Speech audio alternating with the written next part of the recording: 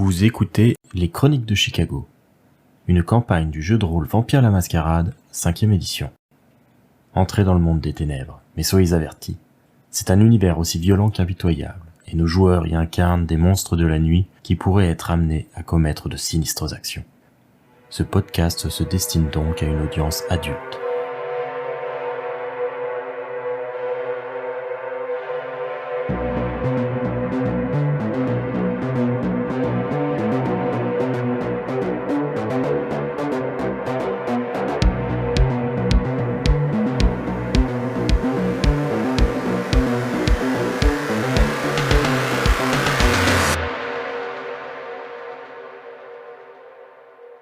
Lorsqu'elle veut voir Juggler, Ida peut presque toujours compter sur le Lone Star. C'est un petit bar de quartier où le Brura a posé ses valises.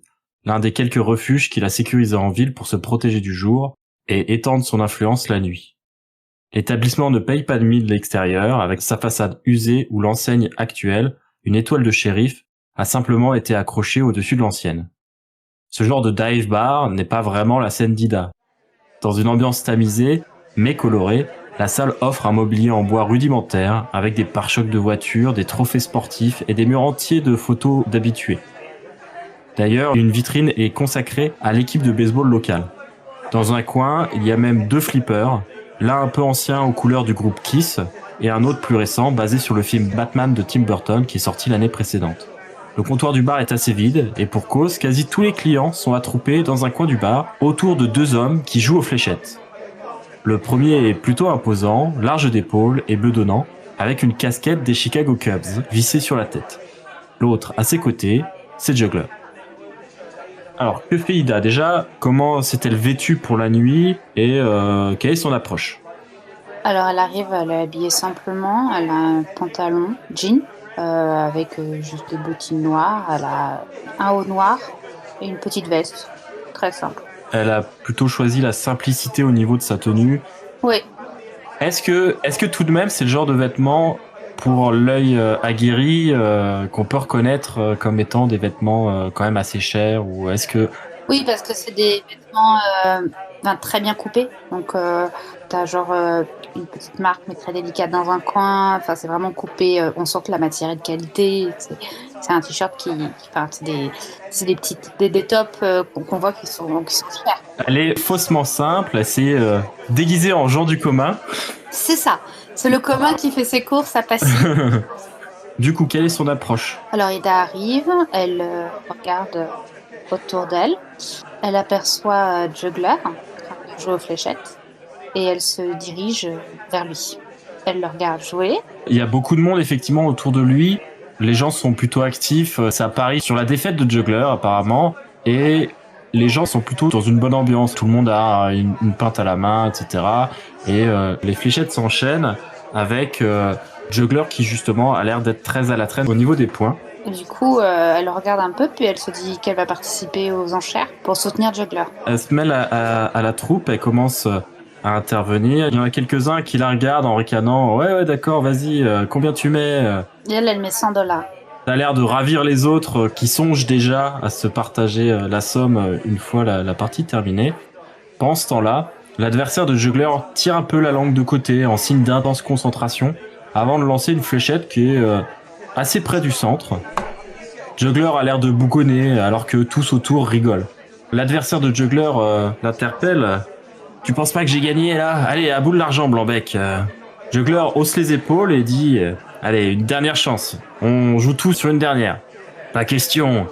Écoute, si j'arrive à planter ma flèche pile au centre, non seulement tu me rembourses, mais tu me payes le double de la mise initiale. Bah, si je rate, c'est moi qui te paye le double. Tu rigoles, t'as pas touché une seule fois le cercle intérieur. Alors laisse-moi essayer, tu ne risques rien après tout. Le grand homme regarde un peu autour de lui, jaugeant les spectateurs qui sont hilars et qui continuent d'échanger les billets pour parier sur le dénouement de cette petite rivalité. Il finit par accepter. Juggler fait passer une fléchette de sa main droite à sa main gauche, puis vise. « Mais t'as tiré toutes les autres de la droite. » « Oh, un simple handicap. » Juggler décoche la fléchette avec nonchalance. Celle-ci vient se ficher en plein milieu de la cible. Mon argent, s'il te plaît. Tout le monde éclate de rire. L'homme semble furieux de s'être fait jouer ainsi. Est-ce que Ida intervient?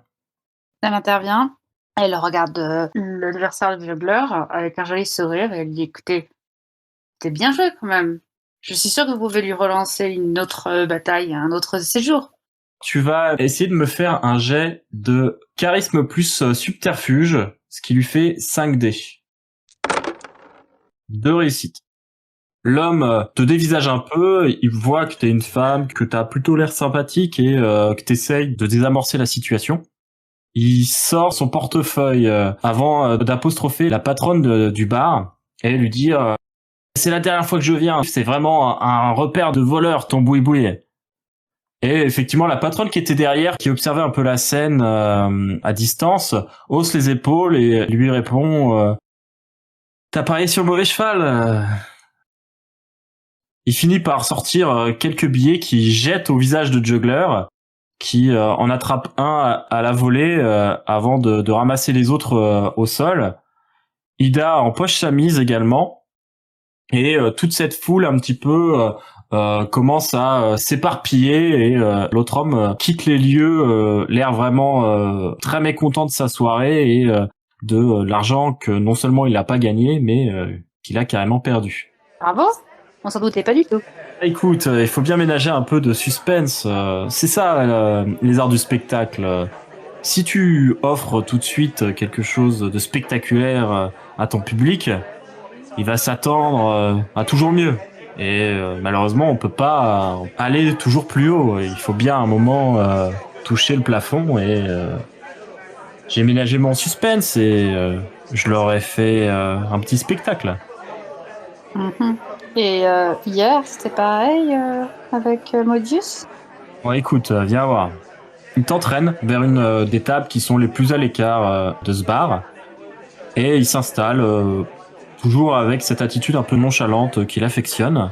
Et une fois que tu t'es installé avec lui à la table, il reprend bon, écoute, tu vois, Modius, c'est un clown en vérité. C'est un prince parce que on lui laisse cet os-là à ronger pour pas qu'il aille embêter Lodin à Chicago.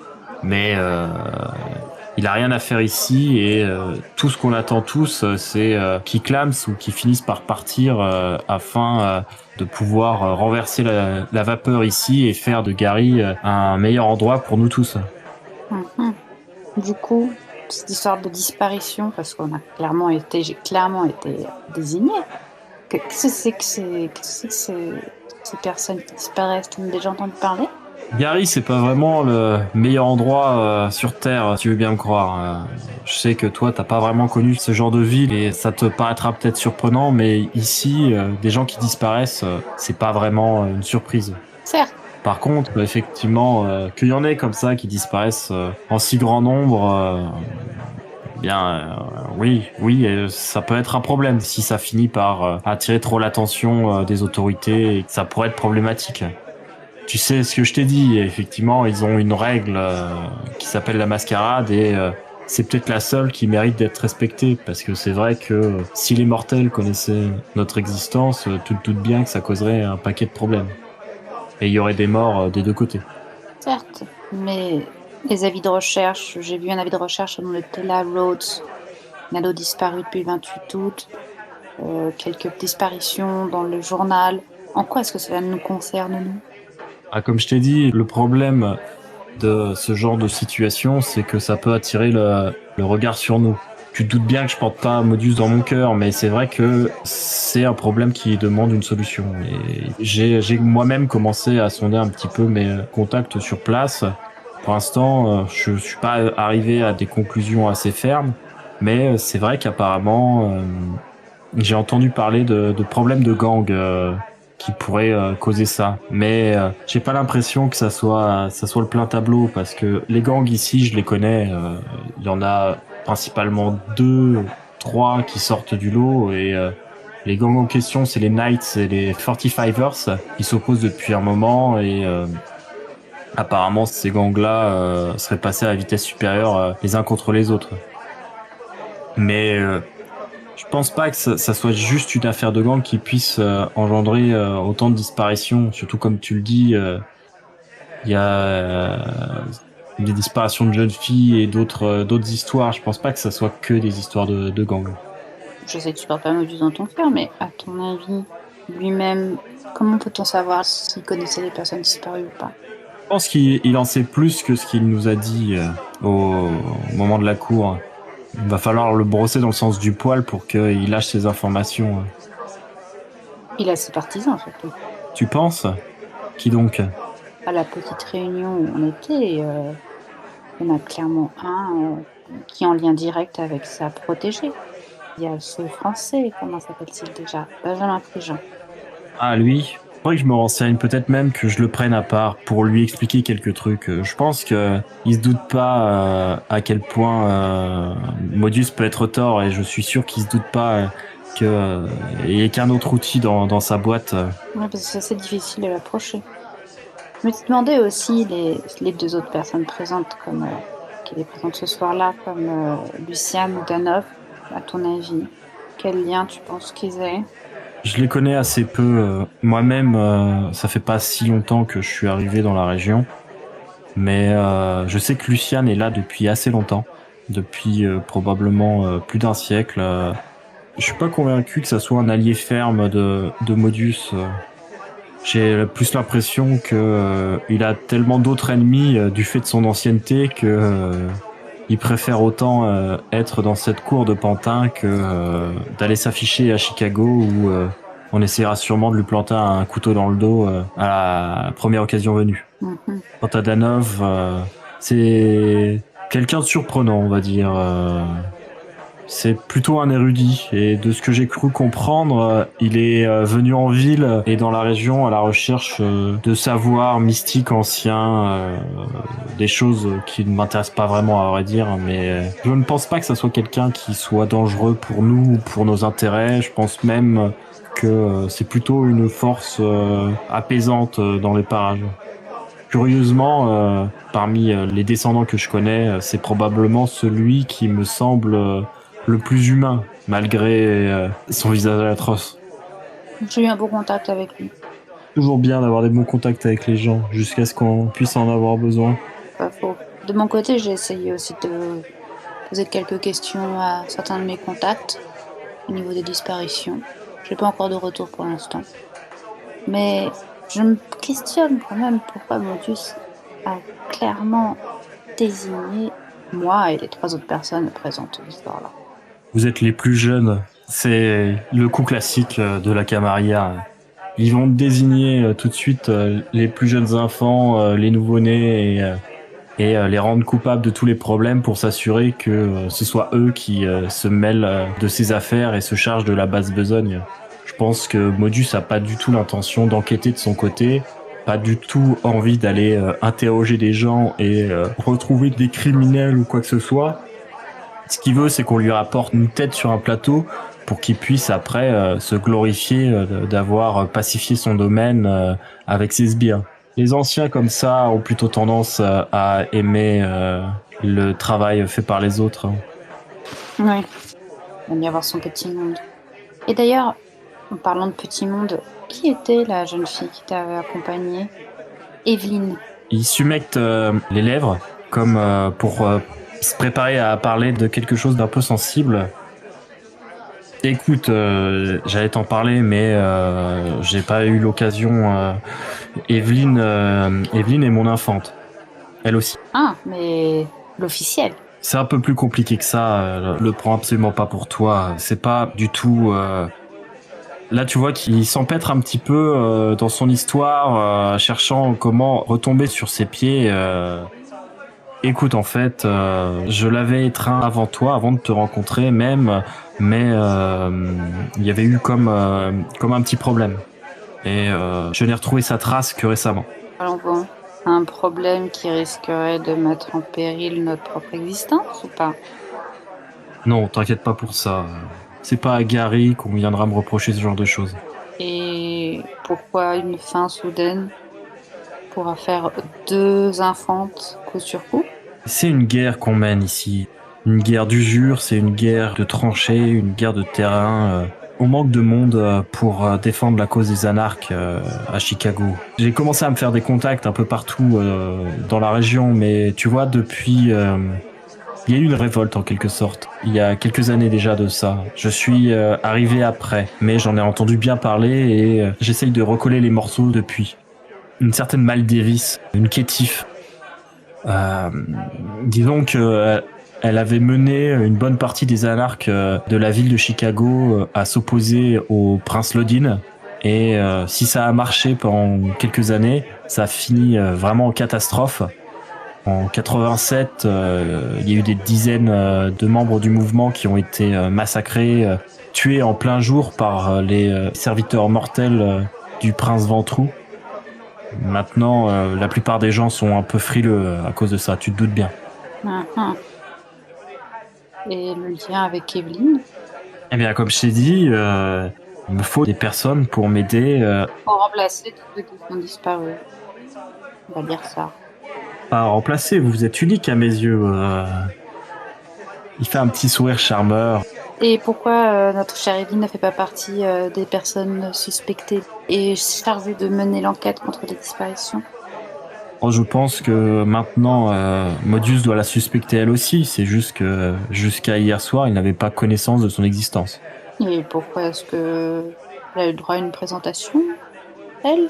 Oh, elle n'a pas eu le droit à une présentation, justement. Je suis allé voir Modius et je lui ai dit que j'avais étreint Evelyne et que ça le dérange ou pas, c'était comme ça. Et c'est pour ça que le vieux Grigou s'est énervé.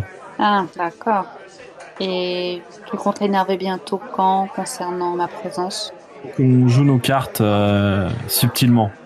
Pour le moment, on va régler cette situation. Je pourrais vous apporter mon aide si vous en avez besoin. Surtout si vous vous retrouvez face à ces gangs, etc.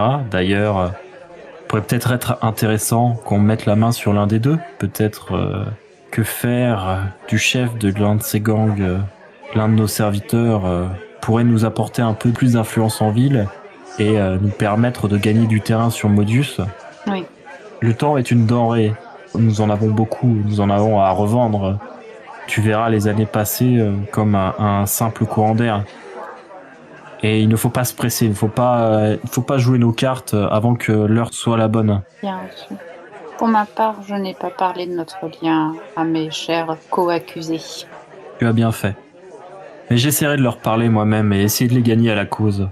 Je pense que si ce sont des personnes raisonnables, ils ne pourront que voir les défauts de la Camarilla et la nécessité de renverser la Tour d'Ivoire. Oui, en tout cas, la mission de rechercher la cause de disparition a bien été reçue.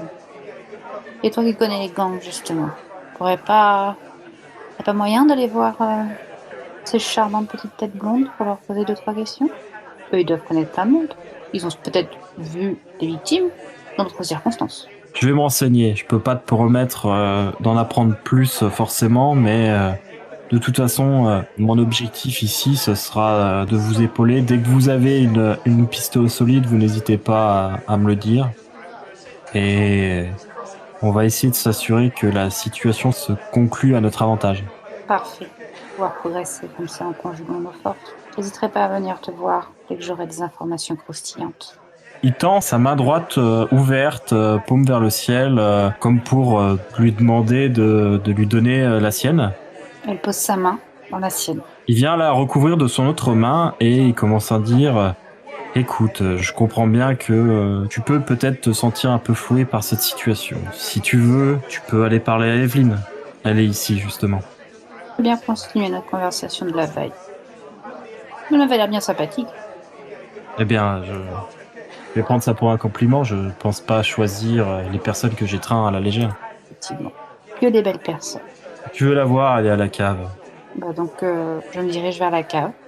Tu te lèves, tu laisses Juggler derrière qui, lui, va se relever pour aller parler avec un peu les gens qui sont dans le bar. Et du coup, c'est probablement des connaissances à lui. Il doit être assez bien intégré dans ce petit microcosme. Et elle se dirige vers la cave. Une porte qui est marquée ne pas entrer personnel uniquement. Elle pousse la porte et alors qu'elle descend une à une les marches qui mènent à la cave, Ida perçoit de plus en plus distinctement des bruits de voix. Plus précisément des gémissements. Il fait plutôt sombre ici, mais une lampe est visiblement allumée en bas. Elle descend doucement. Alors qu'elle descend encore quelques marches, elle obtient une vue plongeante sur la cave qui a été aménagée en refuge. C'est probablement là que Juggler et Evelyn passent certaines journées. On voit que tout a été calfeutré au niveau de ce qui est fenêtres et ouvertures vers l'extérieur et qu'il y a un endroit un peu à l'abri qui ressemble à des cutons qui sont étalés sur le sol, des piles de vêtements qui sont entreposées au milieu des caisses et des fûts d'alcool. Et sur l'un des futons, Evelyn est accroupie, penchée sur un homme qui semble se laisser faire alors qu'elle l'embrasse dans le cou. En vérité, il apparaît vite clair qu'il gémit de plaisir, mais parce qu'elle a planté ses crocs dans sa jugulaire. Ida s'arrête, elle réfléchit à la situation et elle décide tout doucement d'aller voir Evelyn. Alors qu'elle s'approche, Evelyn semble en avoir terminé avec son repas. Elle retire ses crocs de la gorge de sa proie et en passant simplement la langue sur les plaies, celle-ci se referme. L'homme a l'air d'être plutôt hagard, mais il est vivant. Elle n'a pas encore remarqué Ida. Du coup, Ida ne dit rien, elle attend de voir la réaction de Evelyn avec son repas, le jeune homme, et elle s'assoit sur une chaise qui est présente entre plusieurs fûts de bière. Elle lui prend le menton entre deux doigts, elle le redresse, elle lui dit « Tu vois, je t'avais promis un peu d'amusement, tu as eu ce que tu voulais. » Elle lui tapote la joue, maintenant il va falloir y aller. L'homme commence à se redresser, un peu perdu, un peu dans le brouillard, et il sursaute un peu violemment quand il voit Ida qui se trouve non loin, assise dans une chaise. Oh mais c'est qui elle? Et là, du coup, Evelyn se retourne et elle voit Ida, elle la reconnaît et n'a pas l'air d'avoir une réaction disproportionnée. Sans se retourner vers l'homme, elle lui dit c'est une invitée. Allez, vas-y, je te rappellerai. Ida fait un petit signe de la main. Evelyn s'essuie les lèvres et elle lui dit bonsoir, je ne m'attendais pas à ta venue. Bonsoir. Alors, repas sympathique? Heureuse? Il était d'un ennui mortel, mais heureusement son sang rattrape toutes les longues discussions qu'il a pu me mener cette soirée. Je suis pas mécontente de le voir partir. Tant mieux. Bon, je passais là par hasard et Juggler m'a dit que tu étais présente, alors je me suis dit que je vais descendre pour te dire bonjour et on discute un petit peu. Si tu ne vois pas d'inconvénient, bien sûr. Elle s'assoit plus confortablement sur le futon, elle croise les jambes, elle se pose en tailleur en fait. Elle interroge Ida. Mais tu connais bien Juggler? Oh, je le connais un petit peu. Disons que c'est par lui que je suis venue ici. Il m'a conseillé de m'installer dans la ville. Effectivement, au départ, j'étais un petit peu étonnée, je le cache pas, mais il y a du potentiel dans cette ville. Donc, je regrette pas pour l'instant. Il t'a parlé de ses projets, tout ce qu'il envisage Vaguement, il m'a parlé un peu de quelques-uns de ses souhaits pour la ville de Gary. Mais rien de particulièrement choquant. Tout ça, c'est encore un peu flou pour moi, même si maintenant je commence à me faire à cette existence. Mais je sais pas, je trouve qu'il a raison et quelque part ça rejoint un petit peu ce que j'ai pu expérimenter moi-même dans ma vie avant d'en arriver là. Toujours ces puissants qui nous dirigent et qui nous discriminent et je pense qu'il a raison de faire ce qu'il fait. Et d'ailleurs, comment as-tu vécu la petite discussion d'hier avec Modius? Pour tout avouer, ça m'a plutôt inquiété. Comme je t'ai dit, c'était la première fois comme ça que je me retrouvais avec d'autres descendants que Juggler. Je ne connaissais que lui en vérité depuis ces derniers mois et c'était un peu impressionnant. Certains avaient l'air un peu intrigants et peut-être même dangereux, je dirais. Et je pense qu'ils le sont. De ma petite expérience, je pense qu'on ne devrait pas se fier aux apparences. Et elle fait un petit sourire sur le côté, et elle la regarde et elle fait... D'ailleurs, Evelyne, j'avoue que le fait de te voir m'aide un peu dans le sens où je me souviens que tu m'avais dit que ton frère était policier. Et C'est vrai, je t'ai dit ça. oui, je suis toujours très intéressée par le lien de chacun avec sa propre famille. Moi-même, malheureusement, ayant perdu très jeune mes parents, je n'ai pas la chance de connaître une fratrie. J'avoue que cela me manque. Est-ce que ton frère est au courant de ta situation ?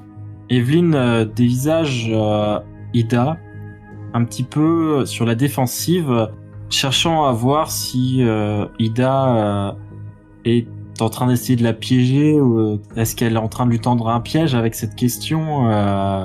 Tu peux voir qu'elle ne répond pas immédiatement. Du coup, Ida se rapproche de Evelyne, elle pose sa main sur la sienne et elle la regarde et dit « Excuse-moi si j'étais un petit peu trop brusque là-dessus. Il ne faut pas voir dans mon action quelque chose d'intriguant, de mal placé. J'ai bien compris qu'on était un peu toutes les deux dans la même situation, au même moment. Je pense qu'on devrait plutôt se soutenir. Et je reste persuadée que les propos de Modius en notre direction nous invitent à mener une petite enquête et que nous devons résoudre le problème de disparition. Qu'en penses-tu ? Oui, j'imagine que tu as raison, effectivement. Est-ce que Ida est sincère dans ce qu'elle dit ? Quand elle propose comme ça de s'associer, de faire attention l'un à l'autre, etc., elle est sincère là-dessus ? Oui, là, elle est sincère. Surtout de se faire confiance, de dire les secrets qu'on a l'un pour l'autre. Qu'elle pourrait être présente pour Evelyne si jamais Evelyne se sent perdue. Après, effectivement, Ida a envie d'utiliser un peu comme un pion, un espion, auprès de Juggler. Evelyne hoche la tête et dit oui, tu as raison, de toute façon, il faut qu'on se serre les coudes. On est un peu dans la même situation. Toi aussi, ça fait peu de temps, n'est-ce pas ? Oui, c'est assez récent.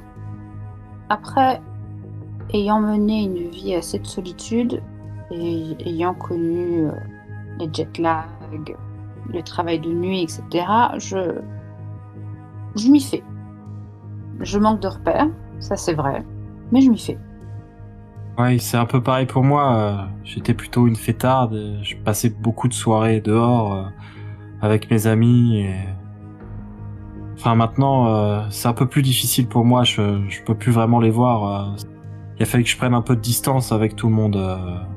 Et c'est un peu compliqué. Certes.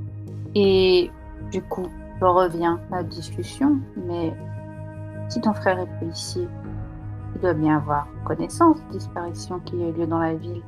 Enfin, disons, disparition anormale qui a eu lieu dans la ville. Tu pourrais peut-être lui demander. C'est vrai, il en sait peut-être quelque chose, mais tu crois vraiment que ce serait une bonne idée de lui demander ? C'est plutôt le genre à s'impliquer. Ah oui, mais tu le vois plus du tout ? Là, elle se pince les lèvres. Elle ne dit rien. Soit. C'est dommage, car si cela nous aurait permis d'être bien vus par le prince local, je suis sûre que les conditions de vie ici se seraient beaucoup plus arrangées. Comme tu es en train d'essayer un peu de la manipuler comme ça et puis de la pousser à adopter ton point de vue, tu vas me faire un jet de manipulation plus persuasion. Tu as 1, donc ça fait 4. Est-ce que tu veux faire un coup de sang pour rajouter 2 dés ? Oui. Très bien, donc tu as 6 dés et 1 toujours en soif. Alors 3 succès. Les mots d'Ida, bien choisis, et la manière dont elle a tourné les choses finissent par convaincre Evelyne, qui, sur le ton de la confidence, lui dit je peux peut-être essayer de lui demander, mais il faut me promettre de ne rien dire à Juggler. Promis. Je dirai rien à Juggler. Ça restera qu'entre toi et moi. Je pense que Si mon frère s'investit dans cette affaire, je veux que tu m'aides à nous assurer qu'il ne lui arrive rien. C'est un peu une tête brûlée. Très bien. Je doute bien que dans le monde dans lequel on vit, en tant que simple mortel, il court de graves dangers. Rassure-moi, il travaille pas de nuit. C'est un inspecteur, il n'a pas vraiment d'horaire. Après, il est à la police de Chicago. Mais c'est vrai que toutes les affaires locales l'intéressent un peu depuis ce qui m'est arrivé. Parce qu'il est au courant? Oui. Très bien, ça restera entre nous. Évidemment, tu sauras le conseiller sur sa manière d'agir à Gary, par rapport aux us et coutumes locales, au fait de se fondre dans la masse. Je vais faire ce que je peux et on en reparle, d'accord? Mais pas ici. Jette un coup d'œil vers l'étage. Ça s'est mal passé la dernière fois. Pas de problème, je serai toujours joignable. Et sinon, j'ai mes habitudes dans un bar un peu mieux arrangé. Alors, je pense que du coup, Ida, c'est plutôt à Chicago qu'elle doit avoir ses habitudes. Oui, plutôt, ouais. Elle peut comme ça partir en dehors du domaine. Oui, bien sûr. Après, c'est dangereux dans le sens où si effectivement d'autres vampires apprennent qu'elle est là, etc. Normalement, t'es censé te présenter au prince pour dire que eh oh, je suis là dans ton domaine, je vais pas te causer de problème, etc. Mais c'est vrai que elle peut comme ça ponctuellement, sans trop de problèmes, faire des allers-retours à Chicago. C'est pas comme s'il y avait des détecteurs qui allaient alerter le prince. Que telle personne est allée dans tel bar, et donc tout couvert de discrétion, elle a pas de problème à se rendre à Chicago. Très bien. Donc, rendez-vous à Chicago dans un bar où j'ai mes habitudes. En tout cas, j'avais mes habitudes, mais que on peut y aller tranquillement. Le prix des boissons aide un peu à être tranquille. Et son nom est le WOS. W-O-S. Je connais, je vois très bien. Très bien. Eh bien, parfait. N'hésitera pas à me laisser un message pour qu'on se fixe un rendez-vous. Pas de problème. Entre jeunes filles nouvelles à Gary, normal qu'on se soutienne. Elle le dit un peu plus fort si jamais une oreille essaye de glisser en haut des marches. Ouais, on va serrer les coudes, t'as raison.